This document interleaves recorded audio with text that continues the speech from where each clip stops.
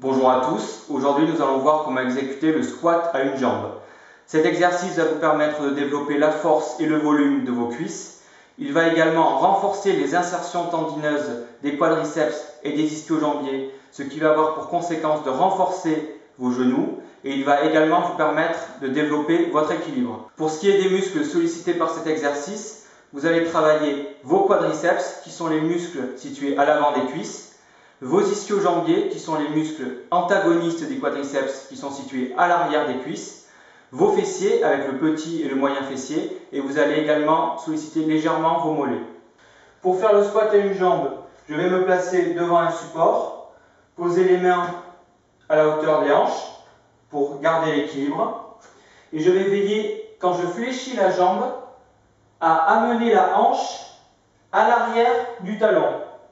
Donc cet exercice, c'est une flexion surtout au niveau de la hanche et non pas au niveau du genou. Donc bien évidemment, c'est un exercice polyarticulaire où la hanche et le genou et également la cheville vont travailler ensemble. Simplement, je veille à ne pas faire une flexion du genou ici où j'amène le genou à l'avant de la pointe des orteils. Vous devez imaginer que vous avez une ligne verticale ici qui remonte à partir de la limite de vos orteils. Et quand vous fléchissez la jambe, votre genou ne doit jamais dépasser cette ligne verticale. Sinon, vous allez créer des pathologies au niveau du genou.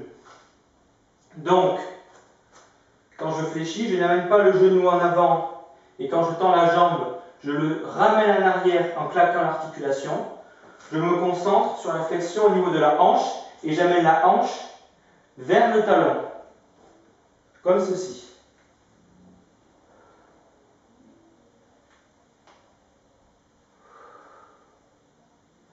De la même manière, je me concentre sur le talon pour remonter et non pas sur l'avant du pied. Donc ici, je fléchis. Quand je suis arrivé en bas, je pousse sur le talon et je me concentre sur le travail du fessier pour remonter en me concentrant sur l'articulation de la hanche et non pas sur l'articulation du genou où le genou repart en arrière en claquant. Donc ici, je me tiens. Je lève la jambe qui ne travaille pas. La jambe qui ne travaille pas reste constamment décollée du sol. Je retiens la descente, j'active les ischio-jambiers et le fessier. Une fois que je suis descendu en bas, je pousse sur le talon et je me concentre sur le travail du fessier pour remonter. Et encore une fois, je ne claque pas l'articulation du genou quand je suis remonté tout à fait en haut.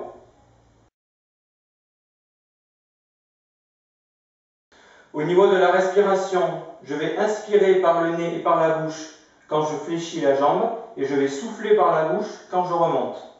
Donc je me tiens sur le support, j'inspire, je retiens la descente, je souffle en poussant sur le talon. Donc le travail du squat, c'est vraiment chercher à s'asseoir. Donc j'amène la hanche en arrière et je pousse sur le talon. J'inspire, je retiens la descente, je pousse sur le talon, je souffle et je reviens. Pour progresser sur cet exercice, vous allez commencer avec la variante de base où vous vous tenez constamment avec les mains au niveau des hanches. Quand vous êtes à l'aise sur cette variante, vous allez décoller les mains, amorcer ici la flexion, poser les doigts juste à la fin du mouvement pour garder l'équilibre, amorcer la remontée, relâcher les mains pour finir sans les mains. Donc je pose les doigts uniquement sur la fin du mouvement pour garder l'équilibre, mais je me concentre sur la cuisse et sur la fesse pour travailler et pour exécuter la remontée. Donc sans les mains, je retiens avec l'ischio-jambier et le fessier, je pose les doigts pour la fin du mouvement, je pousse sur le talon, je lâche les doigts et je remonte en soufflant. Donc première variante, je me tiens constamment. Deuxième variante, je pars sans les mains.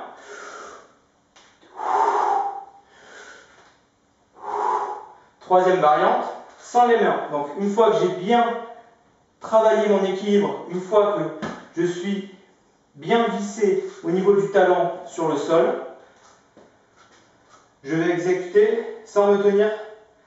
Donc, je m'ancre bien au niveau du sol. Je lève la jambe. Bras tendus, main ouverte, poing fermé. J'inspire, je retiens, je retiens, je retiens, je retiens, je retiens. Et je remonte en soufflant et en poussant sur le talon.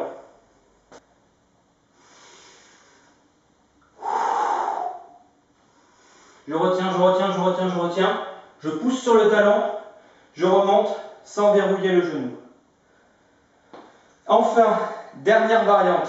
Une fois que vous êtes vraiment entraîné sur cette variante, que vous êtes à l'aise, que vous maîtrisez bien votre équilibre et que vous avez la souplesse nécessaire au niveau de la jambe qui ne travaille pas, au niveau du haut des ischio-jambiers et des fessiers, vous allez effectuer une variante encore un petit peu plus difficile où vous allez tendre la jambe, tenir le pied et faire du squat ici sans se tenir de manière à rendre l'exercice encore un petit peu plus difficile. Donc je précise bien que cette variante, c'est pour ceux qui font du squat sans se tenir et qui sont à l'aise sur cet exercice et qui ont la souplesse nécessaire. Et encore une fois, je me concentre sur la hanche qui part vers le talon, non pas sur le genou qui dépasse la pointe des orteils, sinon vous allez vous faire mal au genou à la longue. Donc, ici, je tends la jambe, cette main est tendue, j'attrape mes orteils, j'inspire et je remonte. Donc ça, c'est une variante qui est faite par les pratiquants d'arts martiaux, notamment les moines Shaolin. Pensez à la main qui ne travaille pas ici pour garder l'équilibre et à vous concentrer sur la hanche et non pas sur le genou.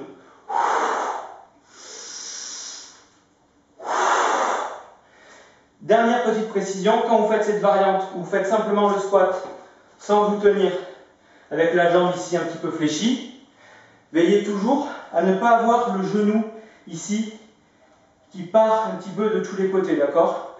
Vous devez remonter droit et rectiligne comme un piston. Donc si, quand vous êtes ici, vous sentez que vous vacillez un petit peu, vous devez écarter légèrement le genou en vous appuyant sur le fessier, en contractant le fessier. Vous ne devez jamais avoir le genou qui part vers l'intérieur. Donc, pensez toujours à avoir le genou dans le même axe que les chevilles et les hanches. Je tends les mains.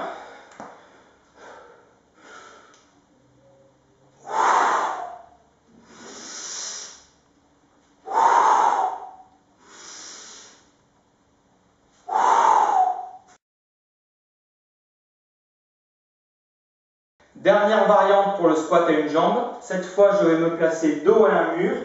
Je vais avoir le pied d'appui à environ 50 cm du mur.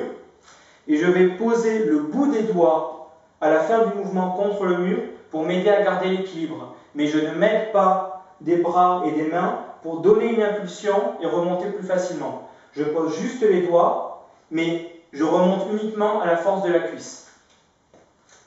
Donc le pied qui ne travaille pas est décollé, je tends la jambe, je fléchis, je pense à avoir le buste le plus droit possible, c'est-à-dire à rester droit même lorsque je fléchis et à ne pas avoir le buste ici qui part complètement en avant, d'accord? Donc, je décolle le pied, je fléchis, je pose les doigts pour l'équilibre et je remonte uniquement à la force de la cuisse.